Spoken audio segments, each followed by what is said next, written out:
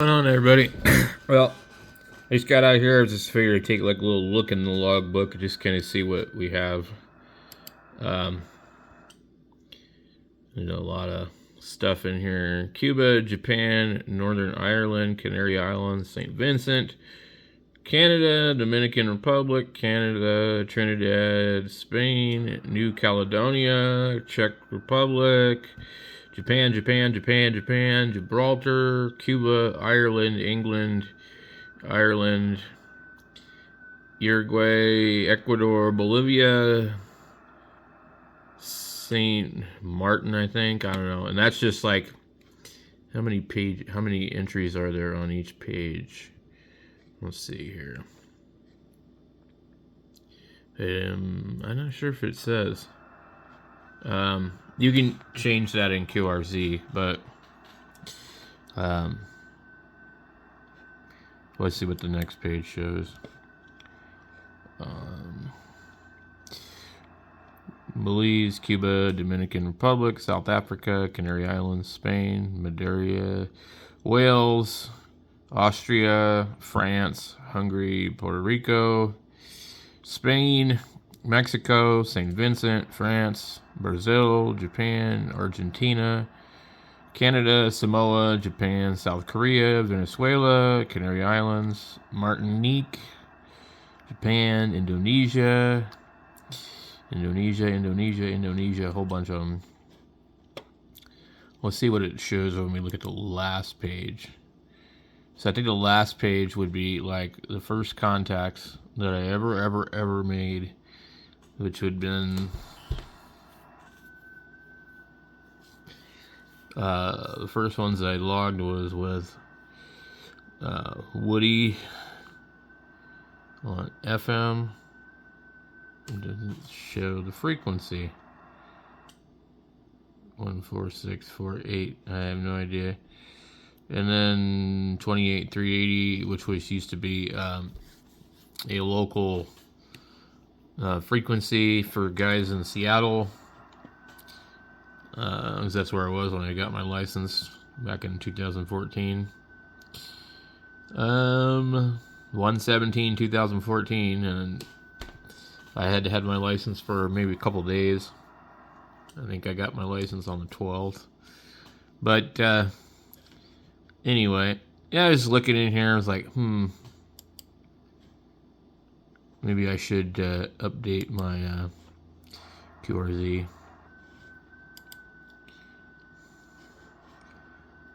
Their website is just so goofy. Like they don't have they don't have it set right.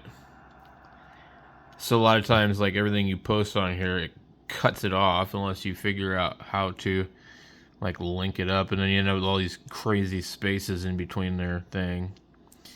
I've tried to sit here and link a few popular videos. Now we have all this dead space in between this writing. We get this ham alert thing. These guys canceled my service or something like that. It was something stupid. Unless you did something and looked up stuff through them every day, eventually they would they would want you to pay to use it. But it used to just kind of show when I was on there. So see right here, here's the tuner, and we can't see it. It's not going to show it to us because QRZ's format is retarded.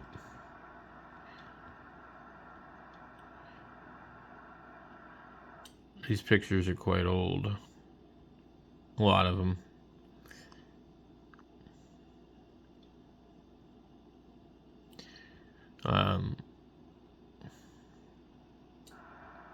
Okay, you can see the 7300 on the kitchen table. But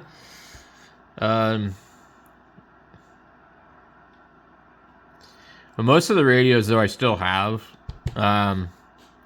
I've kind of figured out which ones I want to keep and which ones I don't anymore. I really like 7300, just that it's just too small. It really is.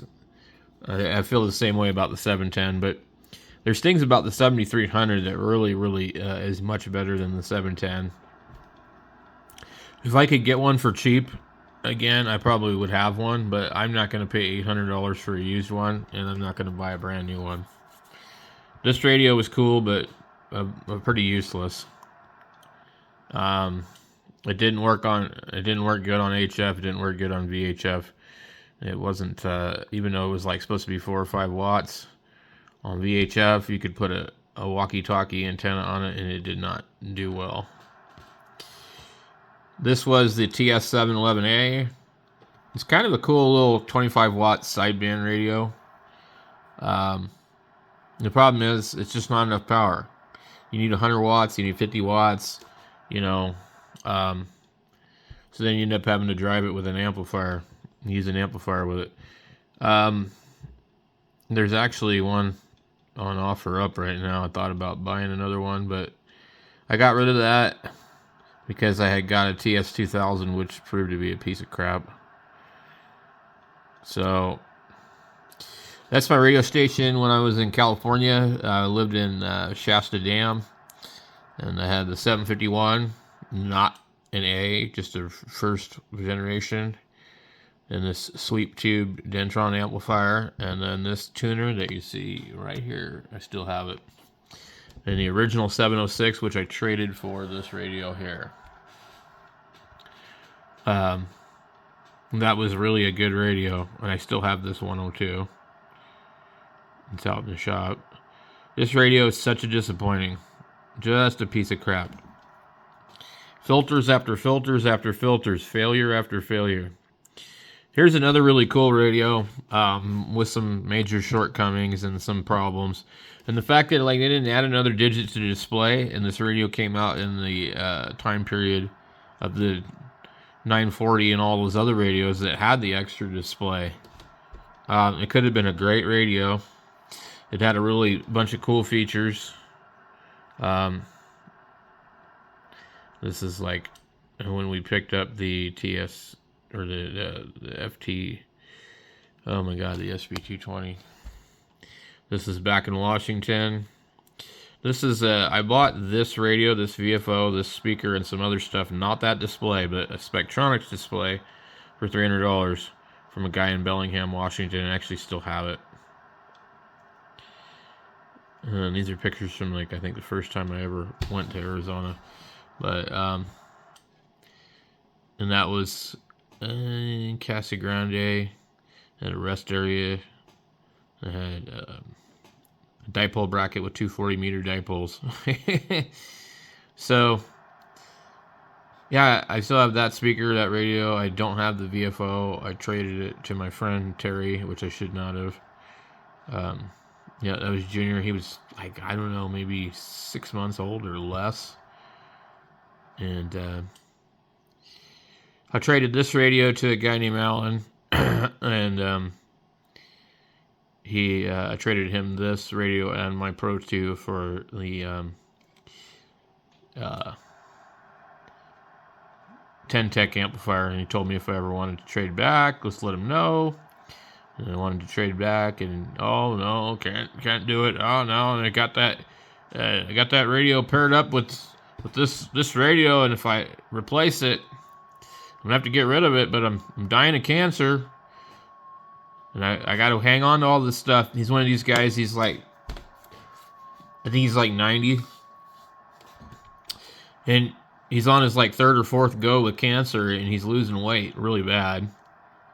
And he I don't, unless he's lying to me, I don't think he's got much longer, but he's just clinging to these damn radios, worrying about radios, worrying about all this other stuff, and he should be worrying about getting ready to go because, dude, you're sick and you ain't going to live forever. And I understand that it's hard to admit or whatever. And then he's also doing this thing where he's lashing out at the people near him so to try and push people away so that he doesn't have to deal with it. That's cool, whatever. But anyway, I definitely liked that 751, and I like the Pro 2 better, but we won't get into all that.